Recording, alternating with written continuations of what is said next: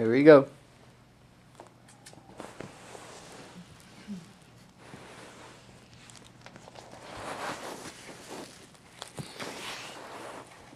Here's your speaker. It's almost impossible to find a babysitter for a kid with a bad reputation. Who wants to volunteer their time to a child with no respect for a few extra bucks? No hands. Exactly. Your time isn't worth it. I worked at a daycare for 2 years, and I was asked if I wouldn't mind babysitting for a 4-year-old boy. As his parents were leaving, they told me their son wasn't allowed to have any dessert. I guess their son heard this because he starts having a fit. He starts hollering, screaming, complaining, and questioning how come. His dad said, if you keep it up, I'm going to put you on timeout. So this causes an even bigger temper tantrum. So finally, after kicking and screaming, his mom gives in and says, if you start behaving, you can have your dessert. Really? My jaw just dropped. I couldn't believe a 4-year-old was in control of the entire situation and initially got what he wanted.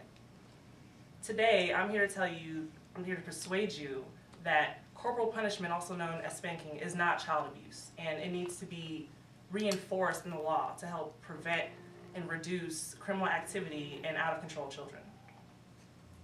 Let me start with how spanking can help by avoiding rising criminal rates. Now, that's why I said help avoid. I'm not saying spanking is the ultimate cure, but I am saying that it does help. In comparison to previous generations, present crime rates has dramatically increased. In 2008, the U.S. Bureau of Justice Statistics said that since 1964, crime rate has increased by as much as 350%. Within the FBI is the unit called Uniform Crime Reports, and they stated that over 11 million crimes were reported in the U.S. in 2007 alone. Society says that spanking lends itself to violence. I disagree. Spanking is a form of discipline, an act done out of love. Spanking, it creates structure, boundaries, and respect for the law, and eventually prevent others from committing crimes and other insubordinates, or however you word those things. Lack of punishment results in lack of respect. Without stern discipline, our society will become more violent than what it already is. More people will be victimized. Additional jails and prisons will be a necessity in order to hold all the criminals. The U.S. Bureau of Justice Statistics also stated that in 1997, state prisons operated at 16% above capacity, and federal prisons at 31%. That's sad because that means that there are more inmates than there are beds. In short, crime is growing and becoming more common than what it used to be. Now, let's observe the differences between spanking and abuse.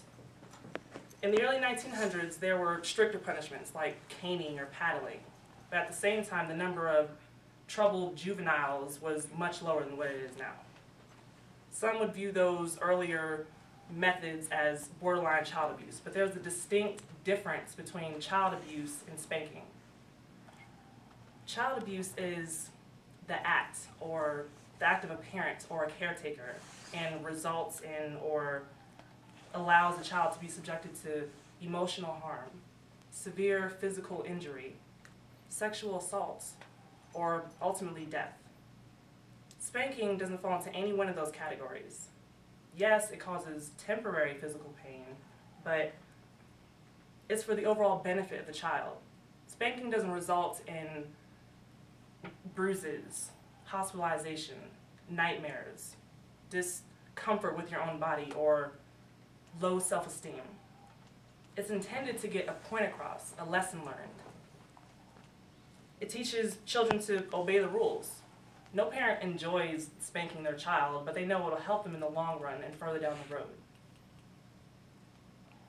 What does child abuse teach? It teaches children that it's okay to demean, humiliate, or hit others out of anger or fury.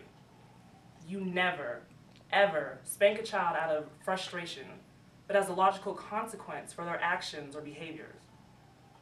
For instance, if you see your child is misbehaving or is disrespectful, do you allow it to continue, or do you stop and correct it through discipline and guidance?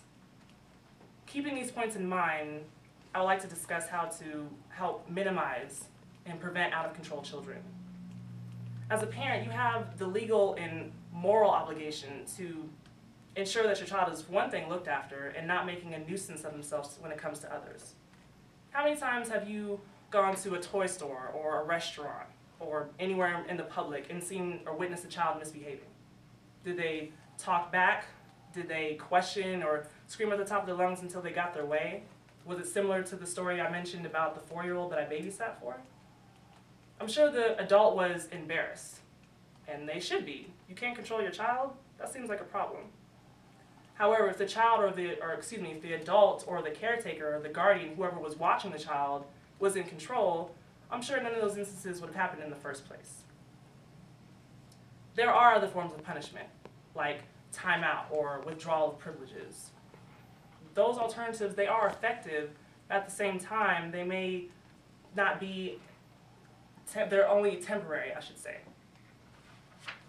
For instance, if you find yourself sounding like a broken record or talking to a brick wall, you may need to consider spanking. In conclusion, spanking is not only a form of discipline, but an act of love. It's not harmful, but beneficial. Lack of discipline is a form of liberality. If a child does something wrong and you don't discipline them to correct it, what's the outcome? Always getting their way? That's not going to be a good upbringing for them to know and fall back on. Discipline is one of the rights as a parent. Remove that right as a part of parenting, and it allows society the responsibility to raise children. I was spanked as a child, and I'm fine. I'm not in prison somewhere. I'm not anywhere else. I'm right here. I'm in the military. Even though I didn't understand at the time, I now love and appreciate my parents so much more for engaging in it.